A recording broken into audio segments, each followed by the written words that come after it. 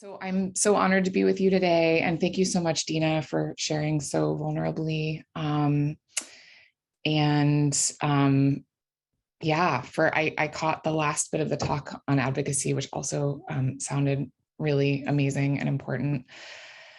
Um, and so today we're going to talk about self-care. And I will say that this is a particularly relevant topic to me, especially right in this moment as someone who lives with chronic disease and pain.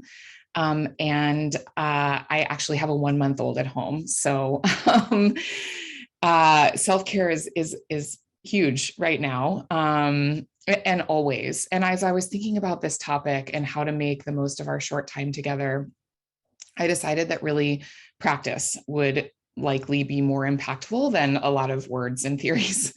um, because, really where self-care is concerned, it's not the knowing that's difficult, it's the doing, I find. So if you're open to it, I would love to just start with a short breathing exercise to bring us, fully into this space together. What I would invite you to do is to do this along with me, if that feels good and safe for you, to modify as you like, or you can just listen if this isn't something that resonates. If you feel comfortable doing so, allow your eyes to close and place your belly on your stomach, just below your ribs. And take a breath in through your nose into your belly so that you can feel your ribs and belly expanding into your hands. And let yourself breathe out through your mouth and feel your belly gently release back, your hands fall back.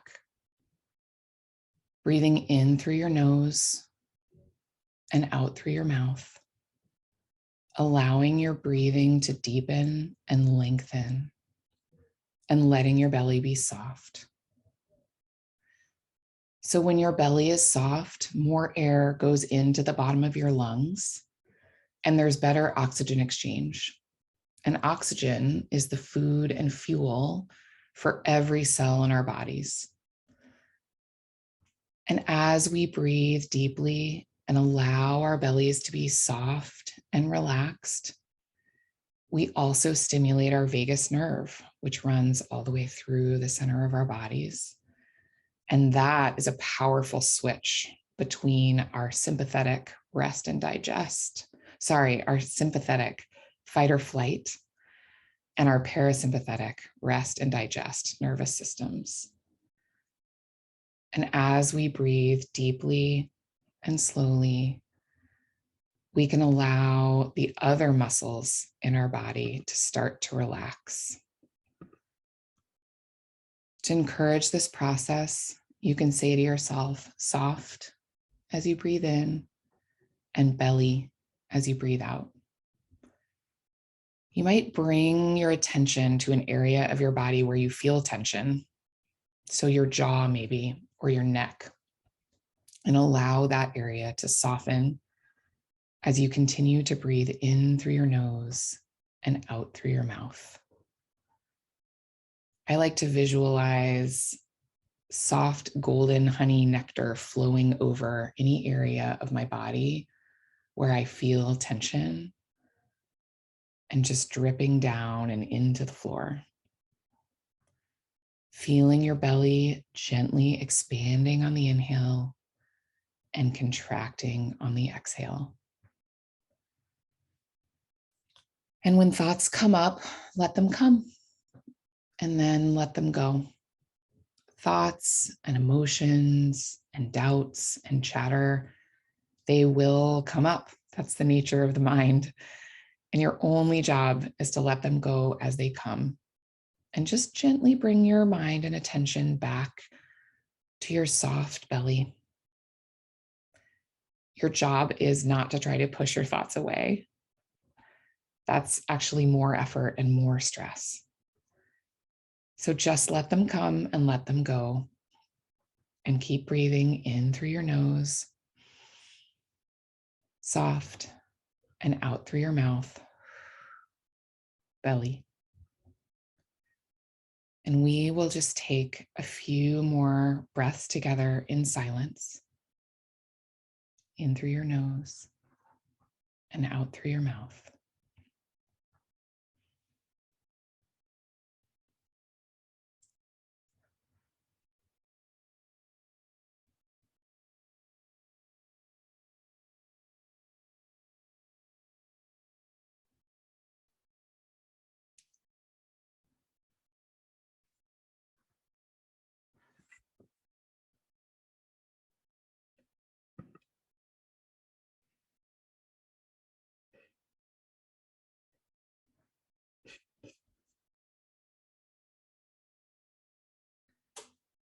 And now you can let your eyes open slowly if they were closed.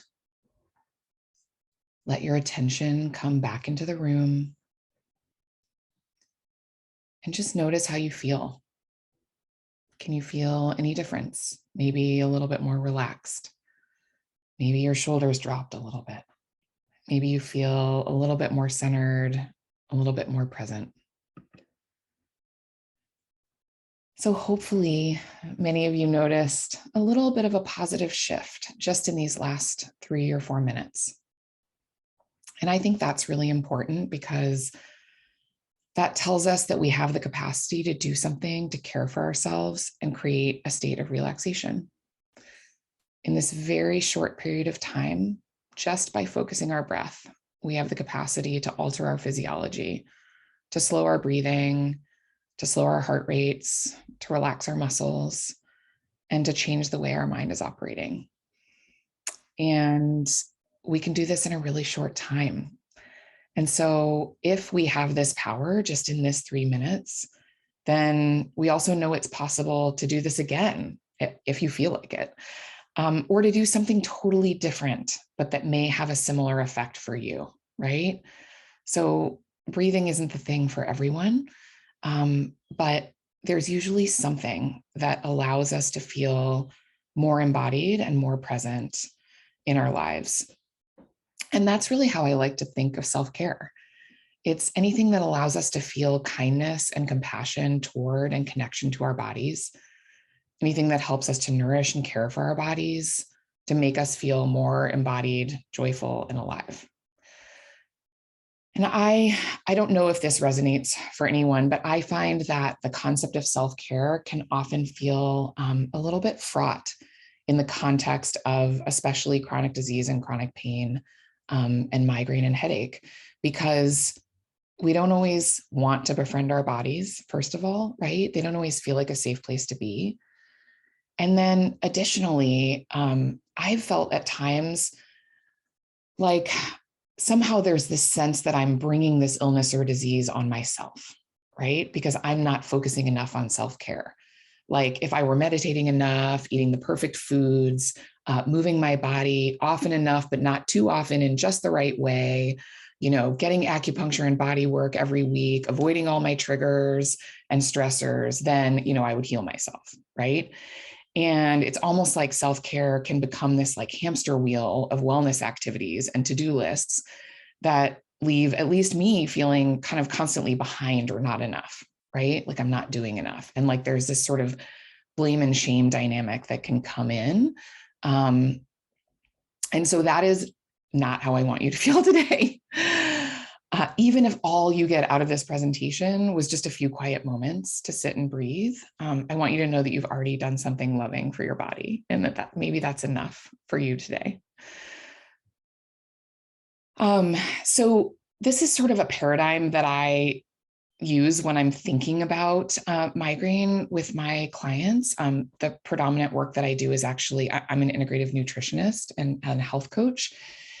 And I'm really just throwing this up on the screen because in this paradigm of sort of there being a threshold, right? You can see that there are factors that are in our control and factors that are not in our control, right? And so that's going to be true with triggers. Some things are a little bit in our control, right? And some things are not in our control at all. And then that can also be true with these sort of spigots that you see at the bottom that can create a little bit more capacity in our bucket. we can increase mindfulness. Maybe we can focus on hydration, we can focus on sleep, and these things can help to create a little bit more space. But depending on how significant the triggers are that are coming in and how much control we have over them, this may be helping us to create, time between migraines or decrease severity between, between our headache. But it may be insufficient. So I sort of want to emphasize that, to me, this process of self-care is really one of self-compassion and self-love, and really asking this question, like, how would I treat a friend or loved one in this moment? So the WHO says that self-care is the ability to promote and maintain health and cope with illness and disability. And so right in the definition, there is this sense that self-care is, at least in part, about giving us more space to be present for whatever is coming up in our body. And I think that self-care can be broken down into a few different sort of basic buckets. So the first, and, I think a lot of us think of self-care as like, oh, it's like getting a massage or getting, a pedicure or something like that. But at a very basic level, it's just meeting our body's basic needs, right? So this could just look like staying hydrated, which can be no small thing if you're feeling nauseous and you're in bed, right? And you're having a hard time keeping anything down. Self-care can look like just trying to take a few sips of water. Self-care can look like getting enough sleep, eating nourishing food, moving your body, in ways that feel good for you. And, sometimes that's enough. And sometimes just one of those things, focusing on one of those things is enough. Self-care can also look like what we're not inviting into our lives. So this could be limiting triggers that we can control, right? Figuring out which things are increasing stress or draining our energy. So this one to me is really about, it's kind of perfect for, the theme of this day, but this can really be about advocating for yourself, setting boundaries and learning when we need to say no to things. And then the third bucket, I really think about cultivating those activities and relationships and things in our lives that increase feelings of joy, resilience, self-efficacy, and embodiment. So self-care, self is in the title, right? It's personal. This is going to be very different for each individual. Our triggers are going to be different. We're likely all going to feel challenged by different aspects of that meeting our body's basic needs bucket. So for me, in general, sleep is not a challenge. Right now, sleep is a massive challenge because I have a tiny person sharing space with me, and a 5-year-old, who also has needs. Hydration. Right now, I'm also focusing on a lot. So I have, my big water bottle sitting right here, but this may be really different for you. Different activities are going to fill us up and drain our energy also. So an extrovert is going to feel really lit up by connecting with a friend, maybe, or by doing a presentation. And an introvert may need to really be careful about guarding that time for solitude, or to be in nature. Self-care is also going to look different on days when you're experiencing migraine or headache versus days when you're not, right? So your capacity is going to be different and your needs are going to be wildly different. So I think a really powerful question is, what is my body really asking for right now? And as a follow-up to that, what is the most loving thing I can do for myself in this moment? So we may have a big list and idea of what self-care looks like for us. That may go something like, I'm eating fruits and vegetables. I'm walking for 30 minutes a day. I'm getting 8 hours of sleep a day, whatever it is. Chances are we're not going to get through that whole list every day, right? So I think particularly in moments of overwhelm, but I'm going to ask you to do this a little bit today, in a very practical way, is tuning in and saying sort of, what is the right tool for the job in this moment? So we are going to, should you choose to accept this adventure, we're going to create a little bit of a nourishment menu today. And what I'm going to challenge you to do is really just to come up with maybe one thing, one answer to each of these questions that feels most relevant for you today. And what I often say is not to overthink it. Usually the first thing that bubbles up for you is right for you today. And that doesn't mean that it is the only answer to this question. Certainly, I'm going to share these slides and you can go back and sort of complete your nourishment menu and fill out your list in a more robust way. But for today, we're just going to think of the first thing that comes up. So if it works for you and you want to do this, you can grab, a piece of paper and a pen, or if you're at your computer already on Zoom, you can pull up your notepad and just jot this down so that you'll have it. The first question that I'm going to ask is, what is one thing that you can do today to nourish your body and meet its basic needs? So I'm going to let you just think about that for a minute. Write it down if you want to. What is one thing that you can do today to nourish your body and meet its basic needs? So I have some, ideas up here. Drink 8 glasses of water, or honestly, drink 1 glass of water, right? Maybe 8 is too high of a goal. Maybe for you, it's like going to bed early tonight. Or maybe wherever you are, it's a beautiful day and you can get out for a short walk. So really asking that question, like, what is it that my body needs right now? Does my body need rest? Does my body need activation? Does my body need, a colorful snack? Does my body need a hot shower? What is that for you today? The next question is, what is one thing that I can do today to feel more joyful, alive, present, or embodied?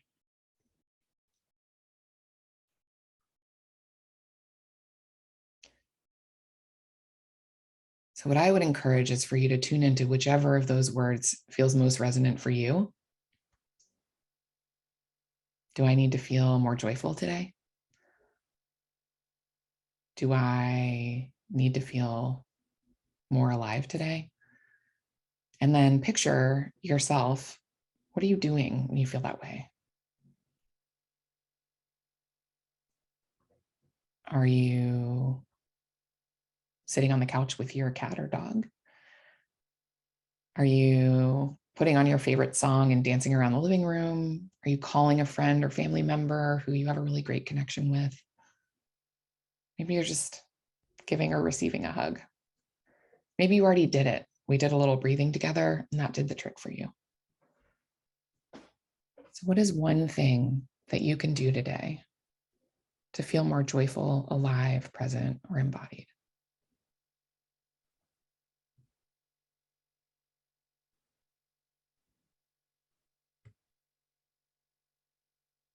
Okay. So our next question is, what is one thing that I could say no to today that I know my body will thank me for? So this is a muscle that just has to be practiced, right?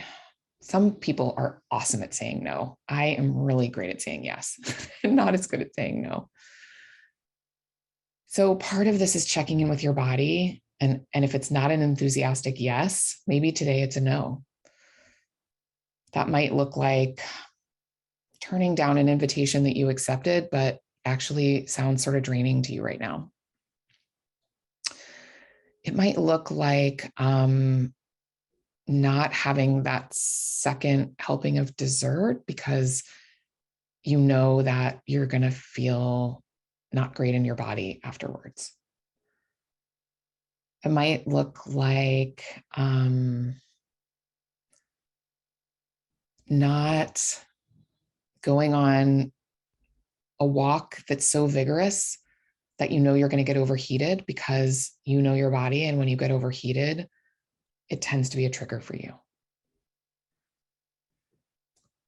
So some of the challenges that come up around saying no, I find, are getting caught up in like the perceived risk of saying no. So sometimes we need to check in with ourselves and say, like, what is the fear around saying no? And what's actually going to happen if I say no to this thing? And I think it's also worth mentioning that particularly where, saying no to commitments or invitations is concerned, it doesn't mean that you're not fun or that you aren't capable or that people can't rely on you or that you'll never say yes. It means that saying no is the most loving thing that you can do for your body and maybe for that relationship on this day.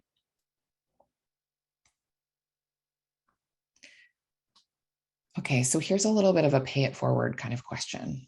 What's one thing that you could do for yourself on a good day to care for yourself on a hard day? So, the nature of migraine and headache is that for a lot of people, it's episodic. And so there are days when you feel like a total rock star, and there are days when you feel the opposite of that. And so what I'm asking you in this question is to think ahead to what some of your kind of biggest challenges are on those harder days and how you might be able to care for yourself in advance a little bit. So that could look really practical. That could look like making sure you have an ice pack eye mask in the freezer so it's cold when you need it, right? Something really simple. Or it could look a little bit bigger. Like maybe this is having a vulnerable conversation with your family or your boss or your friends or your coworkers about the unpredictable nature of your migraine disease and what kinds of accommodation you might need. I think Dina shared really, vulnerably about that and about the power of sharing in her workplace and how all of this support has come from it. Maybe it's like I have a patient who has a really hard time staying hydrated, particularly in the week after she gets her Botox treatments. And so one thing that we've done is come up with a recipe for electrolyte ice cubes that she can keep in the freezer that she makes at home. And then, when she's having trouble feeling hydrated, she can just throw a couple of these in a big glass of water and leave it next to her bed. And she knows that she likes them and they're palatable and don't make her feel nauseous. And so she does that on days when she has a little bit more capacity. And then our last question is, what is one thing that you could do to care for yourself in the thick of one of those hard days? So sometimes this is less about doing. Or if it's doing, it's keeping it really simple. It's, can you have a few sips of water? Can you ask for help? Can you remember that all the feelings that come up are valid and allow yourself to feel them? Or maybe for you, what's helpful is, when you're feeling like this moment is never going to end, checking the facts, like asking yourself, is that true? Is every day like today? Or is today a hard day, but maybe not all days are this hard?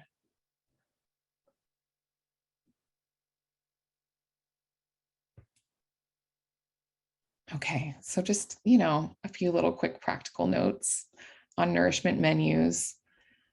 You want to make sure that any item that you put on this menu feels doable and reasonable. Ideally, you have a few options that take you a minute or less, like writing down 3 emotions you're feeling in the moment or giving your partner or cat a hug.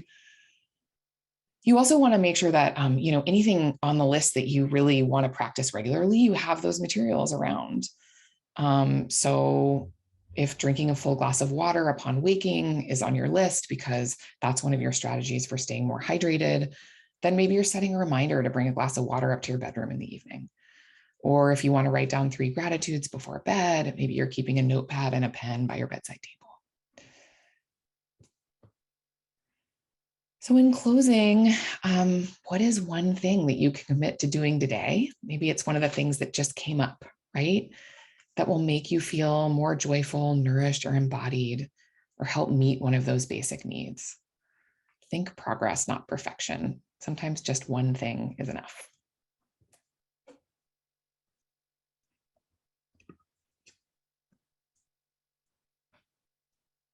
Much, Lindsay. That was really helpful. I'm hoping other people also felt the benefit of the mindfulness piece. I thought that was great. I just was so tuned into the rest of your presentation. And I think what I'm taking away, I'm going to try and work on, is what can I do today to take care of myself when I'm not feeling as well. Thank you. And I want to thank all of our speakers. Dr. Arca has had to leave, and Dina has had to leave. She's moving today. Do we have questions for our speakers? You could put them in the chat room, and then we'll go ahead and ask them. So why don't we take a minute to put any questions you have in the chat room?